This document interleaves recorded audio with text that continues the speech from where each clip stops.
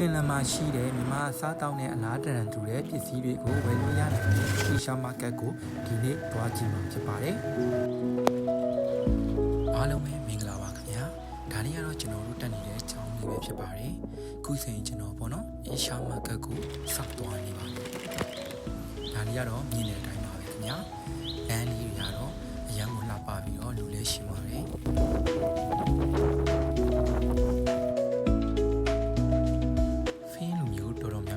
စပိန်စီးရတာကိုနှစ်သက်ပါတယ်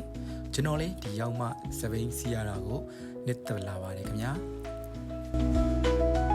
နေရာဒီဖြစ်တဲ့အတွက်ကြောင့်မလို့သူတို့လူမျိုးတွေကနေပူယာမှာအပန်းဖြေရတာကိုနှစ်သက်ကြပါတယ်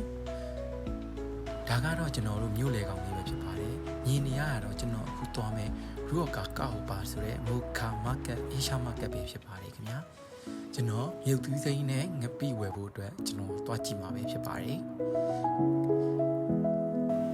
ခုဆိုရင်ပေါ့နော်ကျွန်တော်အချိုရည်မျိုးစုံလည်းတွေ့ရပါတယ်မကျွဲရိုင်းနဲ့ရှက်လည်းတွေ့ပါတယ်ဒါကတော့တခြားအာလူးကြော်တွေ snacks တွေပေါ့နော်ကဲကိုရီးယားခောက်ဆွဲကြိုက်တဲ့သူတွေအတွက်ဆိုရင်ကိုရီးယားခောက်ဆွဲတွေရှိပါတယ်ဗမာချက်တွေပင်လယ်စာတွေဟင်းခတ်ဝေးကြိုင်တွေအများကြီးပဲပေါ့နော်ကျွန်တော်တို့ဒီဆိုင်မှာတွေ့ရပါတယ်ဒါကတော့ကျွန်တော်တို့ပေါ့နော်အခုမြုပ်သီးစိမ်းတော့ကျွန်တော်တွေ့ပါပြီကဲမြုပ်သီးစိမ်းကိုကျွန်တော်စပြီးတော့ယူနေပါပြီအကျော်ကျော်ရင်းသုံးတဲ့ဆန်မှုန့်တို့ကောက်ရင်းမှုန့်တို့လည်းရှိပါတယ်ဒီကတော့2ယူရိုနဲ့50ဆန်ပေါ့နော်ရှိပါတယ်ခင်ဗျာဒါကတော့ပဲလေးတွေပဲဖြစ်ပါတယ်ဒါကတော့ကျွန်တော်တို့အုံလို့တွေပေါ့နော်ကဲတချို့မြင့်ကြိုက်တဲ့လူတွေဆိုလို့ရှိရင်လည်းမြင့်ရှိပါတယ်မြင့်ကတော့ဒီနည်းနည်းတော့ကြီးပါတယ်ခင်ဗျာ